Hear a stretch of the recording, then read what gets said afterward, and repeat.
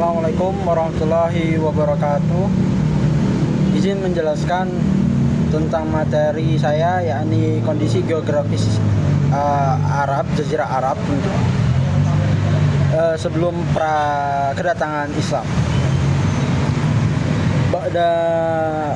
Bagaimana struktur sosial dan politik Jazirah Arab sebelum Islam, yakni kondisi politiknya ialah Jazirah Arab sebelumnya memiliki dua negara tetangga adidaya, yakni Romawi dan juga Persia, yang dimana dua negara tersebut adalah dua negara superpower di kala itu yang memiliki kekuasaan yang bisa mengatur dunia, yang dimana Romawi dikuasai oleh keagamaan, yakni agama Kristen, dan juga Persia yang dikuasai oleh keagamaan, yakni Majusi atau penyembah api.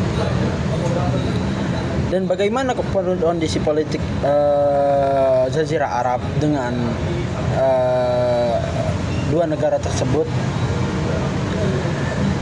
Kondisi politiknya ialah orang-orang Arab sebelum datangnya Islam sudah memiliki hubungan yang sangat baik dengan Romawi Timur dan juga Kekaisaran Persia. Dengan cara apa mereka memiliki hubungan baik? Yakni dengan cara berdagang, dan juga bahkan di suatu ketika Nabi mengirim surat kepada Kaisar Heraklius, yakni kaisar dari Kekaisaran Romawi Timur yang kala itu sedang berada di Syam, tepatnya di kota Homs.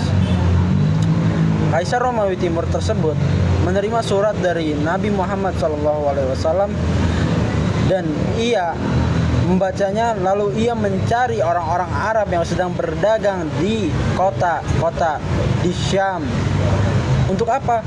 Untuk bertanya dan juga mengklarifikasi siapa itu Muhammad. Dari sini bisa menjelaskan bahwasanya Kaisar Romawi Bizantium memiliki kedekatan tersendiri kepada orang-orang Arab, hingga membuat orang Arab tersebut bisa diundang kepada istananya.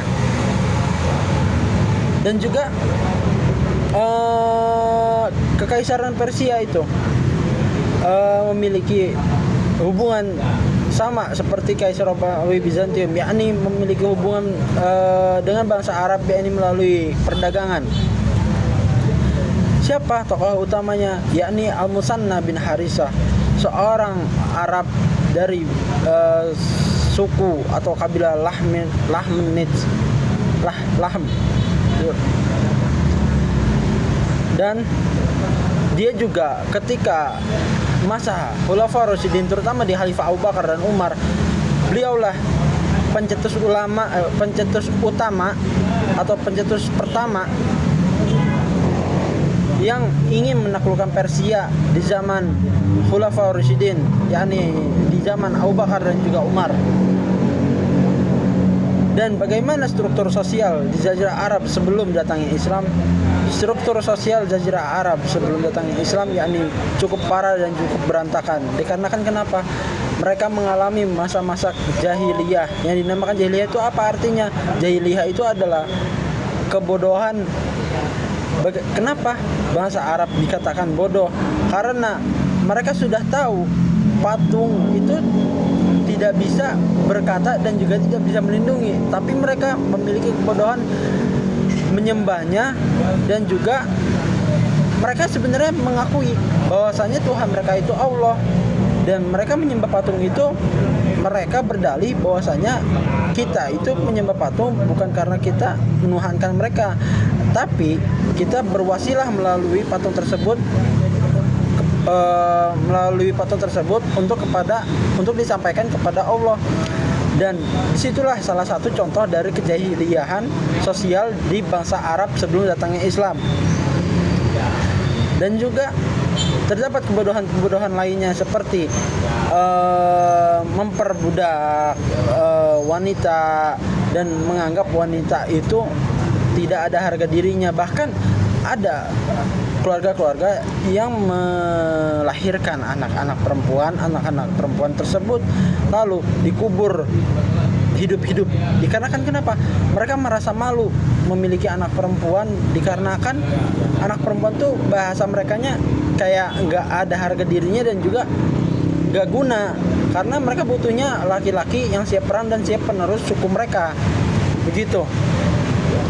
Dan ada lagi nih, kebiasaan positif apa saja yang dilakukan masyarakat Arab sebelum Islam datang. Kebiasaan positifnya, selain bangsa Arab sebelum datangnya Islam memiliki kebodohan-kebodohan yang sudah saya sebutkan tadi, ada juga sebenarnya mereka itu kebiasaan positifnya. Apa saja? Yang pertama, mereka suka melindungi kafilah-kafilah dagang yang mereka jamin keselamatannya. Mereka penepat janji orangnya. Dan juga mereka juga orang-orangnya suka menerima tamu dan juga suka menjamu tamu. Jika ada orang-orang luar Mekah dan Madinah yang datang ke kota mereka akan menjamunya. Dan kebiasaan positif tersebut terbawa hingga sekarang. Ketika haji atau umroh itu selalu ada saja yang memberi makan dan minumnya. Dan ketika Nabi muda, sebelum Nabi diangkat menjadi Rasul Sallallahu Alaihi Wasallam, Nabi pernah melakukan hal positif dengan para sahabat-sahabatnya ketika masa jahiliyah atau ketika sebelum datangnya Islam. Yakni Nabi membuat suatu perkumpulan atau suatu bahasa anak sekarangnya geng lah. Tapi geng ini dalam hal positif. Mereka dengan tujuan membuat suatu kelompok ini atau suatu komunitas ini untuk melindungi orang-orang yang terzalimi, orang-orang kalangan rendah atau orang-orang miskin yang terzalimi oleh orang-orang yang tidak bertanggung jawab di Jazirah Arab, terutama di kota Mekah dan sekitarnya.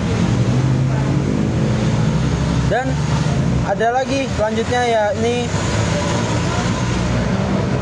dulu di zaman Arab pra-Islam terdapat dua kekuatan, yakni kekaisaran Romawi Bizantium dan juga kekaisaran Sasanid Persia, yang dimana kekuatan mereka padahal mampu untuk menaklukkan Jazirah Arab, tapi mengapa mereka malah tidak melakukannya dan hanya menaklukkan daerah Arab bagian utara seperti Irak, Syam dan juga Mesir? Jawabannya ialah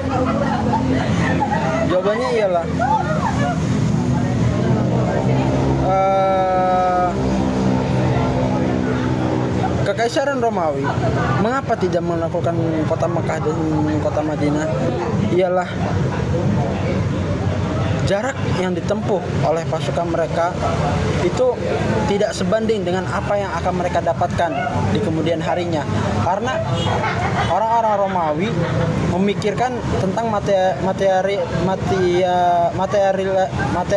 material, sedangkan dari segi politik mereka tidak memikirkan, karena apa gunanya kalau kita mengeluarkan harta segini untuk kebutuhan perang sedangkan kita tidak mendapatkan apa-apa.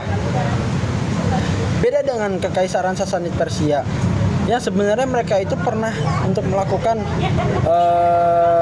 menghancurkan kota Mekah dengan mengirimkan beberapa orang-orang pasukannya untuk menghancurkan kota Mekah dan juga membunuh Nabi. Dan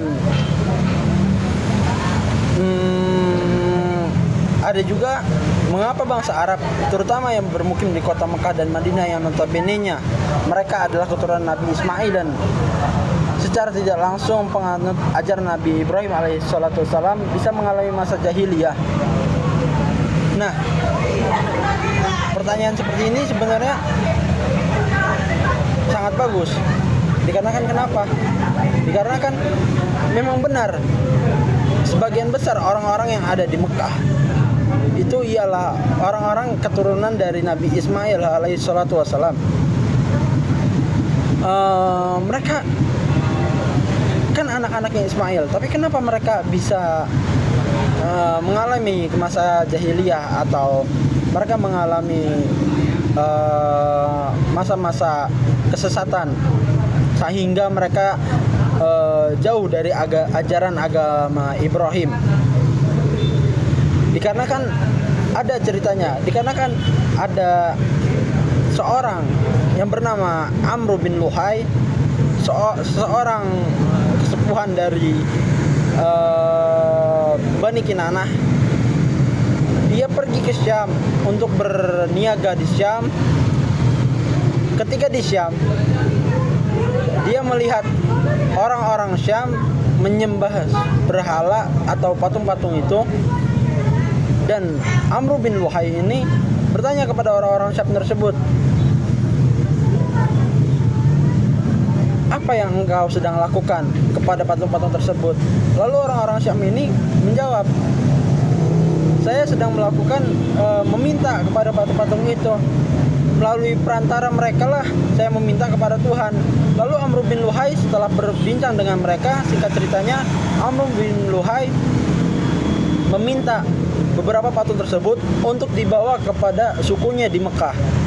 Nah, dari situlah Amr bin Luhai yang pertama kali mencemarkan ajaran Nabi Ibrahim dengan patung-patung berhala tersebut. Dan juga Amr bin Luhai juga lah yang merubah segala ajaran yang telah diajarkan oleh Nabi Ibrahim dan anaknya Nabi Ismail alaihissalatu wassalam. Mungkin sekian dari saya. Assalamualaikum warahmatullahi wabarakatuh.